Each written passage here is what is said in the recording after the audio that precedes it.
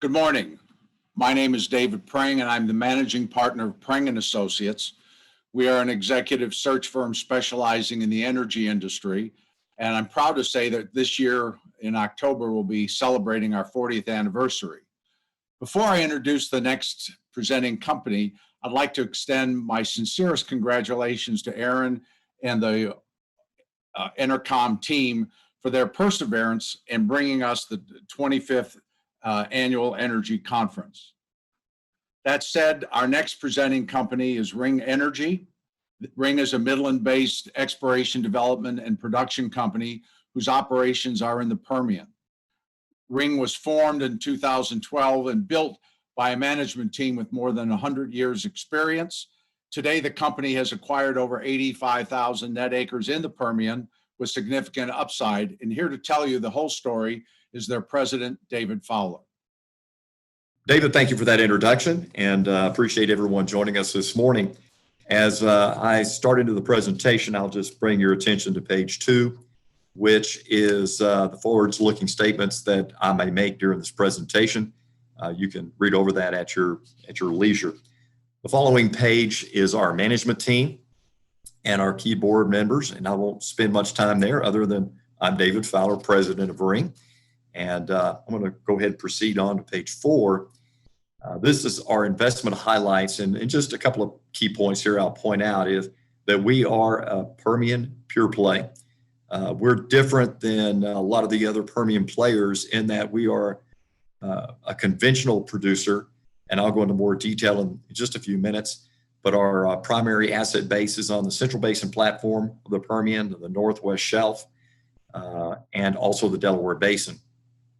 And as most of you know, the Permian Basin has some of the leading returns of just about any basin in the country. You can also see third block down, attractive well economics, that the San Andres is relatively cheap to drill and complete. You'll see that broken out by CBP, which is the Central Basin platform, and the Northwest Shelf. And also following that, you'll see that our IRRs are great rate of returns, even in a low price environment, and that's based on a $40 per BOE realized price. Currently, as of the end of the second quarter, we had $17.2 million in cash. We've got a $1 billion credit facility, $375 million borrowing base with $375 million outstanding against that. And we're completely in compliance with all of our terms and credit facilities. Our company profile, as I mentioned earlier, we are a Permian pure play based in Midland, Texas. We're horizontally drilling the San Andres, which is a conventional reservoir and has been produced in the Permian for 80, 90 years plus. You can see the second bullet point there, our 2019 proved reserves, 81.1 million BOE with a PV10 value of $1.1 billion, and that was based on year-end price deck. Utilizing the SEC pricing. We're 88% oil, 58% is developed. You can see our Q1 20 average net production was just under 11,000 net BOE a day. And I'll call attention to the fact that when you look at our product mix, we're 86% oil, 80% NGLs, and 6% gas, giving us a 94% liquids component. As all of us know, in Q2, a lot of us shut in production because the differentials blew out through the month of May, and I'll go into more detail on that in a minute. But we shut in a fair amount of our production through the month of May, dropped our Q2 average net production to 5,500 BOE per day, but you'll see that our product mix stayed basically the same. We've successfully drilled 133 horizontal San Andres wells since we began our drilling program in the late 2016. One of the advantages we have over a lot of producers is that we own and operate our own disposal infrastructure and also, and in some cases, even our oil and gas infrastructure. It keeps our costs down and continues to improve our IRRs as we move forward.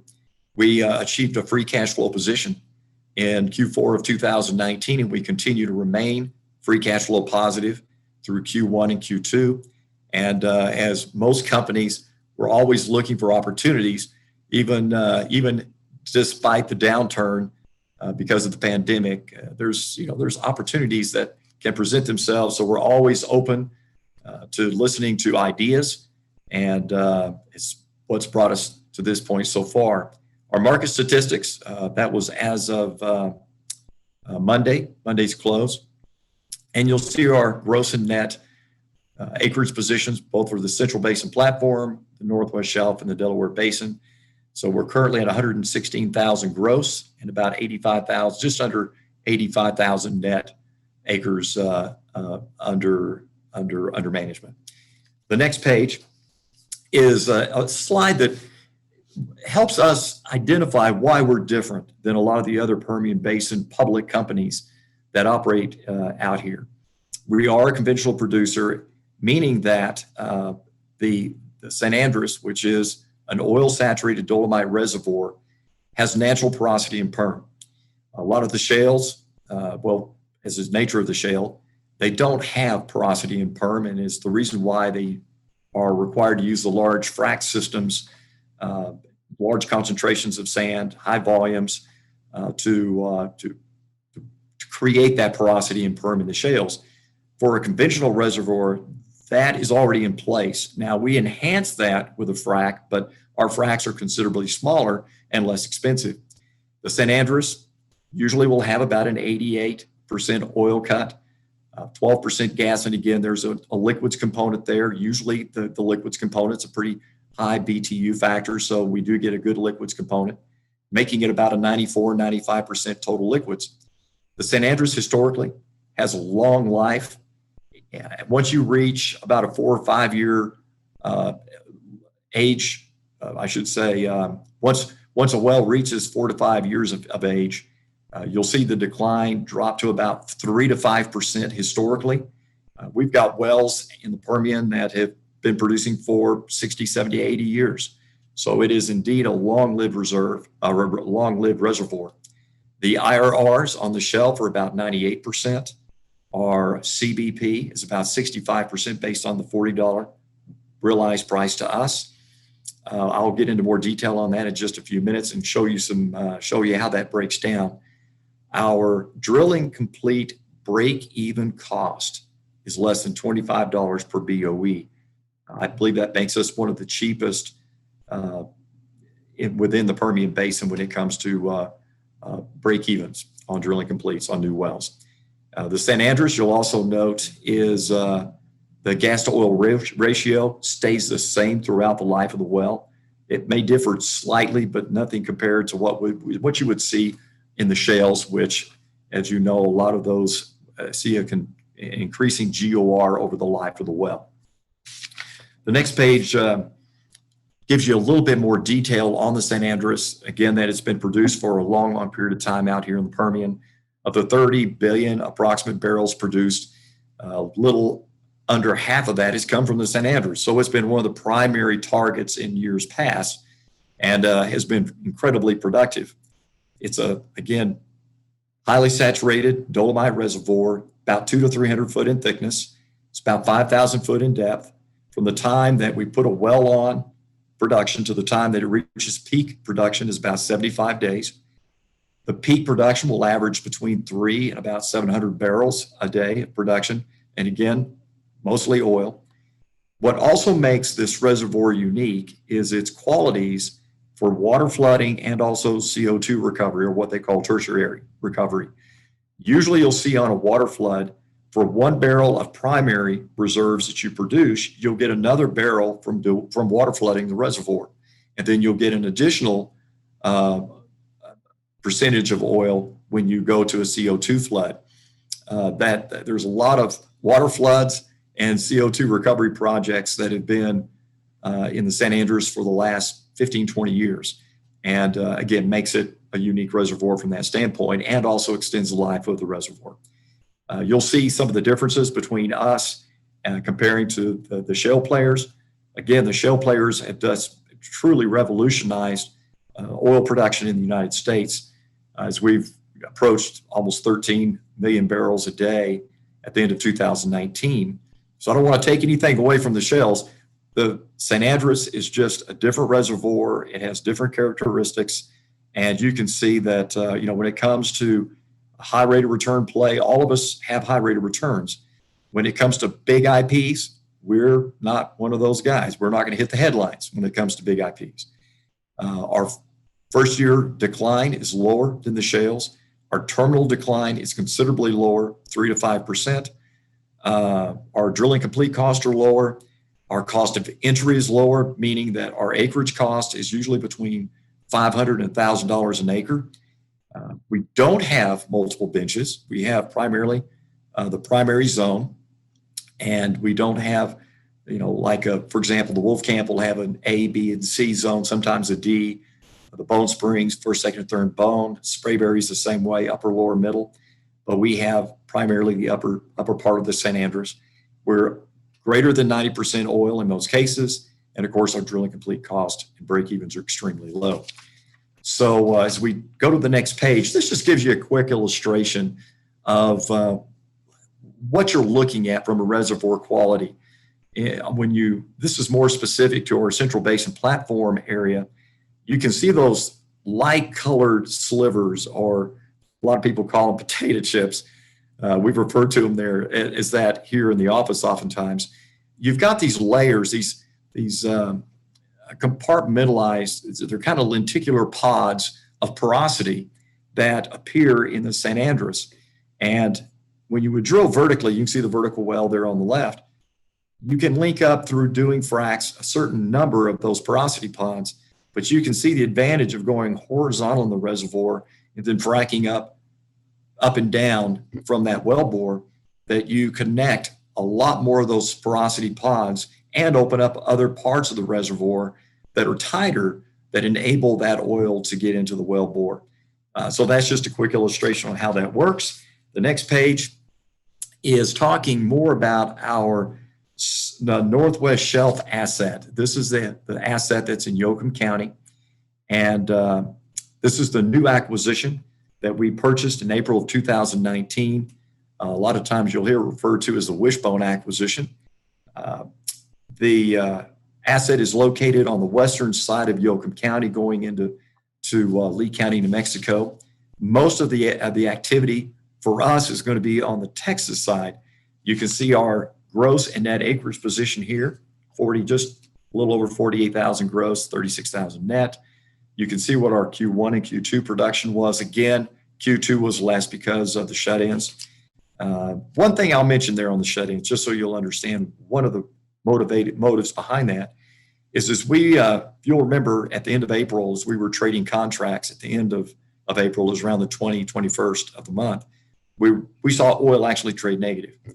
And the reason for that, there was a big concern by purchasers, actually holders of those contracts, that inventory levels were going to reach a point where you couldn't sell the oil.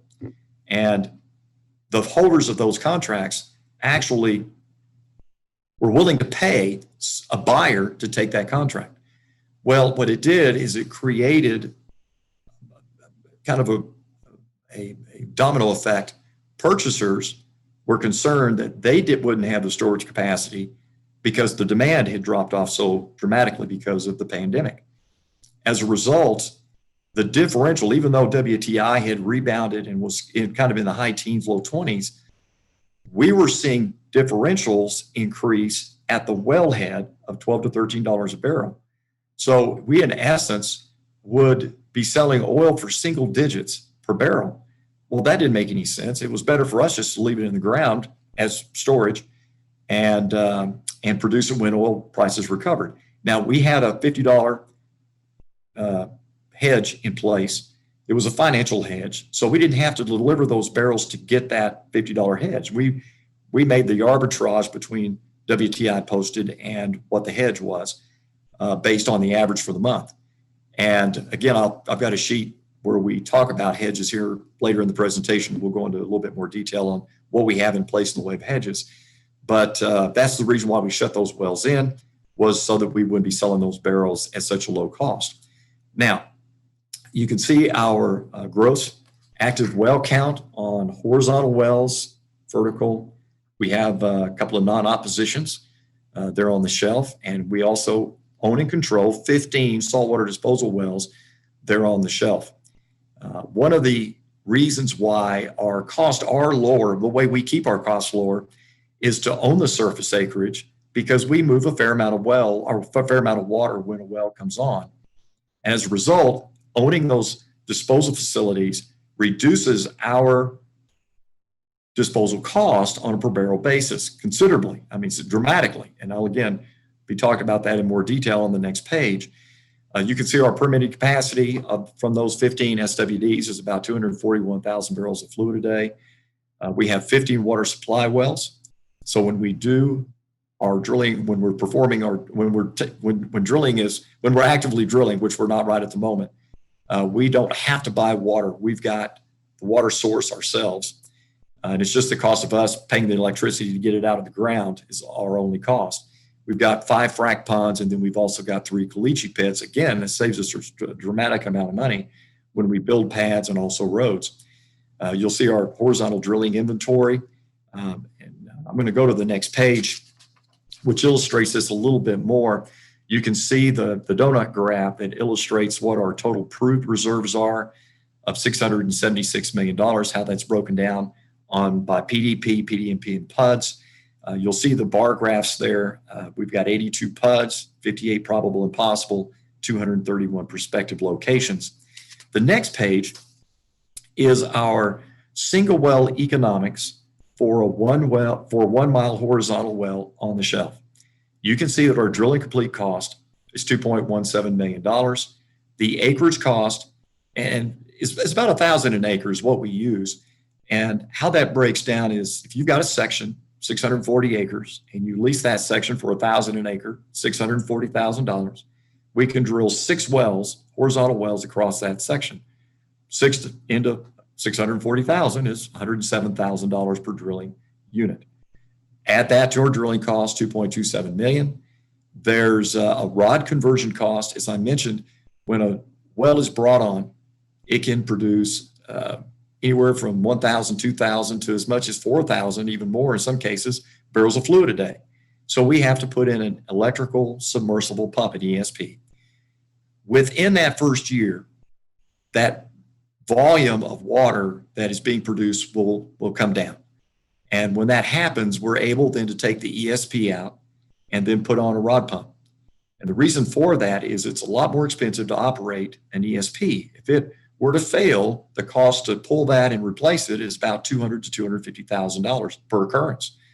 On a rod pump, to pull and replace the rod pump is about $30,000. So you can see it's a significant savings if we can get that ESP out of the hole quicker and get it on rod pump. So that's the conversion cost of about $200,000 that we include in our economics. On a shelf well, the EUR is about 458,000 BOE. Our F&D cost for BOE is about $495. BOE for LOE is about $675, making a total of $11.70. Just below that, you'll see our discounted net return on investment, 2.9 times. That's on the net return. If you fully load that with our acreage cost, it only drops to 2.8 times. The undiscounted ROI, 5.9 times. With fully loaded, 5.6. And you can see then our net IRR, both with acreage and without acreage. The type curve at the top right, you'll see that our average BOE IP is about 400,000 BOE per well. And I'll add here that in the first quarter, we drilled 4 new wells. And we've adopted a newer frac method where we've doubled the frac volume or sand volume. And as a result, we've seen a significant improvement in our IPs. Those 4 wells that we drilled in the first quarter, their average IPs were 600 BOE per day. So if we're able to see that continue, that improvement as we continue to go forward, and we see that the wells continue to hold up like these first 4 have, then it, obviously this type of curve will change in time. This type curve is not just our wells. This is made up of some offset producers that frack the same way we have. And as a result, that's the reason why we use this. But based on that type curve right now, which is the older type curve, you can see that even at a $40 realized price, we still have exceptional IRRs of almost 100%. At $45 realized, you can see our payout is only about a year to pay that well out. Next slide deals with our Central Basin platform. Won't take much time here. Same format. You can see our acreage, gross net, Q1, Q2, net production rates. You can see our well count. You can see that here we have quite a bit larger midstream infrastructure. Not only do we own some surface and the SWD facilities, but we also own 61 miles of water gathering pipeline, 58 miles of oil pipeline, 33 of gas. And we also have our own tank farm with a storage capacity of about 4,000 barrels. And we have a sales point there as well. As we turn to the next page, you'll see our proved reserves, PV10. We've got a $341 million total proved PV10. And you can see how that breaks down on a PDP, PDNP, and PUD basis. We've got 29 PUDs, 37 probable possible, and 667 perspective. On the next page, you'll see our economics for a Central Basin platform, 1 mile horizontal, 1.8 million. Acreage cost the same, puts us at about 1.9. So it's a little cheaper here to drill 1 mile versus on the shelf, because primarily it's the size of the frac is different there. We've gone to a larger frac on the shelf than we use on the Central Basin platform. So that primarily is the cost difference. The rod conversion cost is a little bit more, about $50,000 per occurrence. Our EUR, instead of $458,000, it's about $337,000. You'll see that our all-in F&D and LOE price per BOE is about 70 cents higher than what we see on the shelf. You'll see again the table below our net discounted ROIs, undiscounted, and net IRRs, which are still great IRRs based on a $40 price environment. You'll see $45 is about 89% IRR and about a year and a half payout. On the next page, we illustrate our Delaware Basin asset. This is an asset that we currently have under contract with a buyer. And if you were listening to our earnings call on Tuesday, you'll know that we've given an additional 60 days to the buyer. We had already received $1.5 million in a non-refundable deposit. We gave them an additional 60 days, but we did that only with them putting up an additional deposit, non-refundable, which was $3 million. So at current, we have $4.5 million that we've received from our buyer, which is we consider a very high level of commitment that's non-refundable. And we anticipate that there's a good chance he'll be able to close this before the end of the 60 days, but he's been given 60 days nonetheless. This is a great asset. It has a tremendous amount of upside. I won't go through all of the details here, but we've got vertical, Cherry Canyon. We believe that can also be drilled horizontally. We've done some science work and drilled 5 Brushy Canyon wells that are illustrated on that map on the southern part called the Phoenix State, the 1H, 2H, and up on the northern Hippogriff and the Hugon 1 and 2. All have been great wells. I should say this. One well we had mechanical issues with, and as a result, 4 had been really good. The 4th one or the 5th one's got some mechanical concerns. But we've proven out that the Brushy Canyon is a great reservoir here, great IRRs. We have the shallow zones here, which is the Bell, the Cherry, and the Brushy Canyon.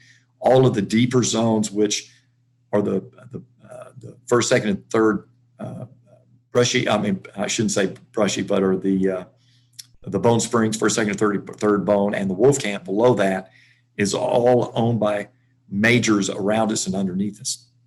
So a good, robust midstream infrastructure here as well.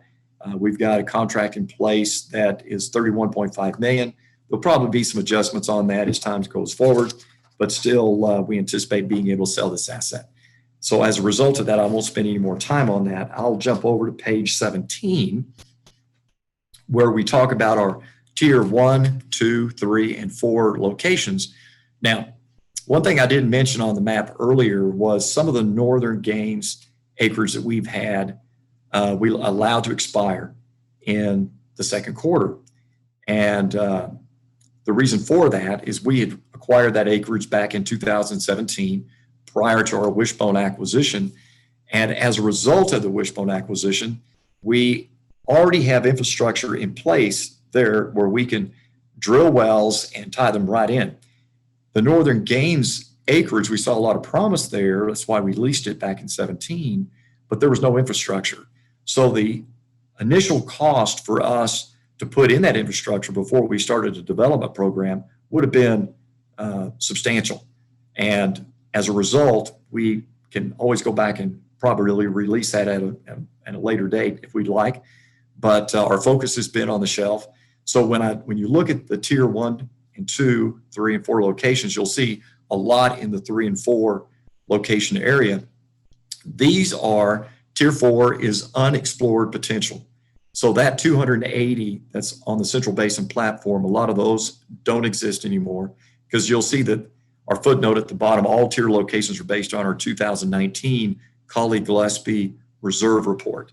So we haven't updated this. We will be updating it here shortly to represent that acreage that's rolled off. But that being said, we have 340 tier 1 and tier 2 locations that, as you can see, are going to mirror primarily our type curves that we just talked about on the CBP and also on the shelf. So with one rig, that's about a 15-year drilling inventory. So we've got exceptional drilling locations going forward. So we don't have to worry about having an inventory of top quality locations to drill in the next 10, 15 years. The next page deals with our hedge position. June and July, we monetized our costless collar that was on 5,500 barrels a day. The costless collar, you'll see in the table below that we had costless collars where the floor price was $50 and the ceiling price ranged anywhere from $58 to $65 and some change. So we monetized in June and July, took that $5.4 million, paid down our revolver. We then entered into a swap contract for $33.24 for June and July. So we're back now to being under that costless collar of a $50 floor between now and the end of the year.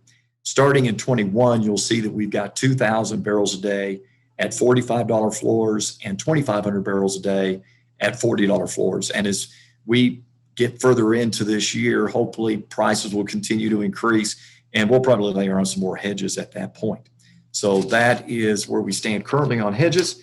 And on page 19, I want to take just a second. This is such a key element to me, and is another major separator between us and a lot of other operators out in the Permian, is our short cycle time. When we began to drill the San Andres horizontally back at the end of 2016, it took us about 49 days from the time we spud a well to the time we put that well on production. It stayed pretty close to that in 2017. And then in 18 and 19, you can see that we were able to optimize our drilling methods and drop our cycle times. But when you look at 2019 and first quarter 2020, you can see we've got our cycle time now down to about 30 days. Now, let me tell you the impact of that. That means that when we spud a well, to the point when we put that well on production is 30 days. So we drill, complete, equip, and put that well on production in 30 days. That's quick. That's a quick turnaround. And why that's impactful is from the time we deploy the money to drill a well to the time that we are putting oil in the tanks is 30 days. So from the time that we put the well on to the time it reaches peak production, you'll remember me saying that's about 75 days. We're producing oil during that time period. Now, it may not be peak, but it is production that we're producing. So in that next 30 days, we've got production that we can allocate to that well and also count in our quarterly volumes. And then the next month will be our first check. So typically we won't see that in a quarter, but let me just give an example. The wells that we drilled in Q1 before, we had them all on and producing by the end of February. That means that we were able to count not only some of that production in February, but through the month of March. And then we were able to see revenues actually being generated that next quarter. So you can see that the cycle time definitely impacts your IRR because it's the time value of money that we're dealing with here. On page 20, one of the ways that that you can see that we are a low-cost operator is the fact that we achieved a position of being free cash flow positive in Q4. In this graph, I try to illustrate that when we bought the Wishbone assets, this is the shelf asset. We did that in Q2 of 19. You can see our debt at that time was $84.5 million. Because of the add of that asset, which was $260 million that we actually added to our revolver, took us to $360.5 million. There was, we carried that over into Q3. Through our drilling program, we only added $6 million. So most of being able to add that asset gave us a lot more EBITDA, a lot more cash flow, so that we only had to draw down $6 million. Now, back then, our borrowing base was $425 million. So we only drew down an additional $6 million that month to drill 6 wells and complete 11. You can see that in the graph right below the bar chart, which was quite an accomplishment. Then in Q4, we drilled 4 wells, we completed 4 wells, but we did it all out of cash flow. So we didn't increase our debt at all in Q4. And then in Q1 20, we drilled 4 more wells. We completed 4. As you can see, we did that all out of cash flow, remained cash flow positive. And in Q2, now we didn't drill any in Q2 because of the pandemic. And obviously we don't want to drill and put wells on production when you're selling oil at such a low price. So we didn't drill any wells, but you can see that because of the fact that we went through redetermination in May, our borrowing base was dropped from $425 million down to $375 million. We still sit in a good financial position. We're going to be able to drill out of cash flow. I'll tell you more about that. I believe that may be coming up here on the next slide or two. But the point of this slide was to say that, look, we're producing 10 to 11,000 net BOE per day, which isn't a lot in comparison to a lot of people that are producing out here in the Permian. But to be able to do that and be cash flow positive at those low volumes is an indication that the San Andres is truly a high rate of return target. It's a great play. It makes money, and we're a low-cost operator. And as a result, you can see that that's beginning to show up, that we can continue to be cash flow positive. We anticipate being that way through the remainder of the year. On page 21, this just illustrates or explains that we drilled the 4 wells in Q1, and it basically restates everything I've already shared with you dealing with the IPs. Q2, of course, we didn't drill any. We suspended our drilling in the second quarter, but we did do 4 ESP to rod pump conversions. We did 9 in the first quarter. We did 4 in the second, and the reason for that again is it saves us money. We spent about $1.8 million in Capex in the second quarter, about $16 million in the first quarter. And then, of course, the third bullet point there explains our hedges that I've already gone through on the previous slides.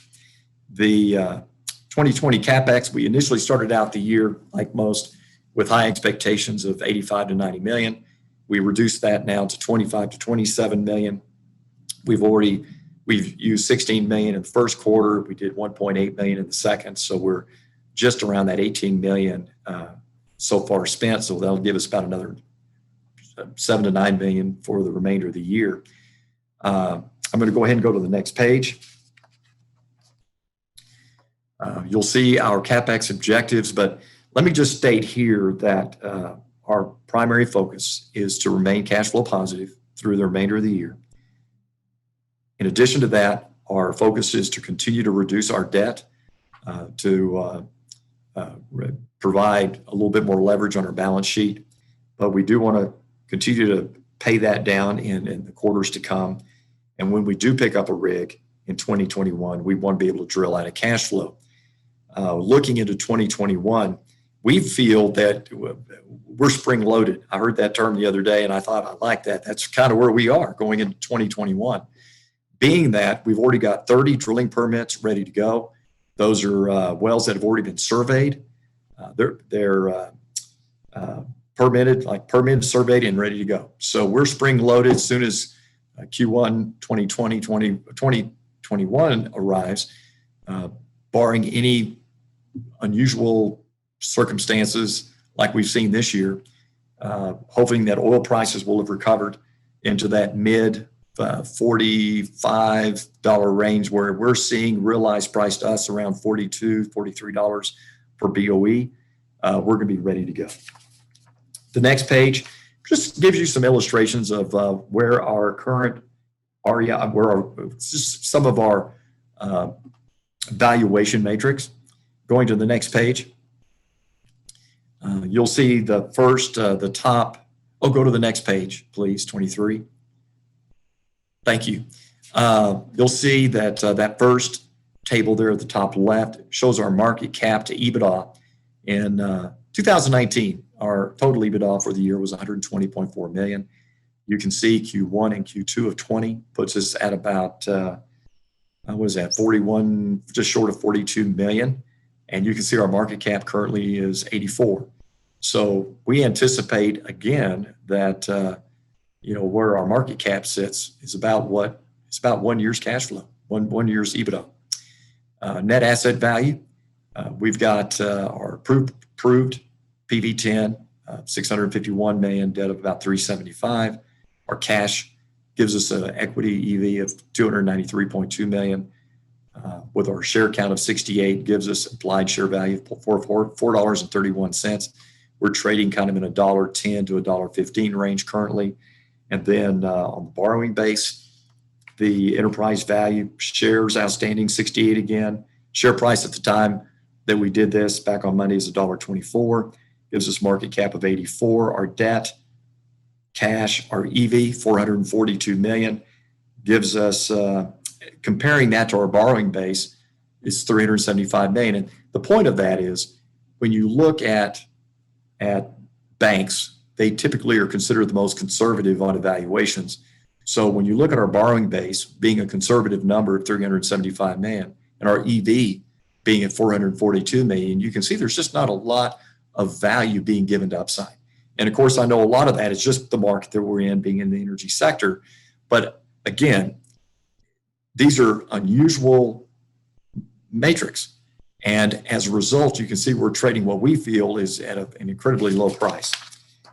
Page 24 shows our net asset value, total proved versus our total 3P PV10, and how that would equate to a share value in at the current market. And then following that is our appendix, which shows our management team, the bios, and then oil and gas reserves as of 2019, end of year 19, and then our income statement, our balance sheet, and then some of the analysts that covers on a regular basis. And at that, I'm ready to take any questions. Thank you. David, thank you for those remarks. A great story on Ring. Before we go, I've got a couple questions if you would give me the benefit. First of all, you mentioned you've got 16 to 20 wells you're planning to drill next year. How do you break those down between the shelf and the platform? Great question. The majority of the focus is going to be on the shelf because that's where we have the greater rate of returns. But we do have some obligations on some university lands acreage that we're going to need to drill. So it's going to be predominantly on the shelf, but we'll have a couple that we'll need to drill on the platform. Okay. Given what you're doing for the rest of the year, how do you forecast production for the remainder of 2020? We're looking at, we're at about 9,000 BOE per day now. And we'll probably see that decline to some degree between now and year end, which is only 4.5 months away now. But if you were going to look at from year over year, 2019, I think we ended up right at about 11,000 net BOE a day. I'd have to go back and look at maybe it's 11,500, I think was our exit. And we're going to probably be off that about 20% by year end 2020. And then another thing that came to mind was how are you looking at differentials between now and the end of the year? Another good question. We, fortunately, it appears that the differentials have stabilized at the present time. And so we're not forecasting anything out of the ordinary. So we feel it's going to be more typical of what we've seen in the past. We're kind of anticipating kind of that $2 to $3, so maybe around $2.50 a barrel BOE is about what we'll forecast going forward. Good. Well, David, thank you for a great presentation on Ring. And again, my thanks to the Entercom team, and I'll turn it over to the next presenting company, D now. Thank you.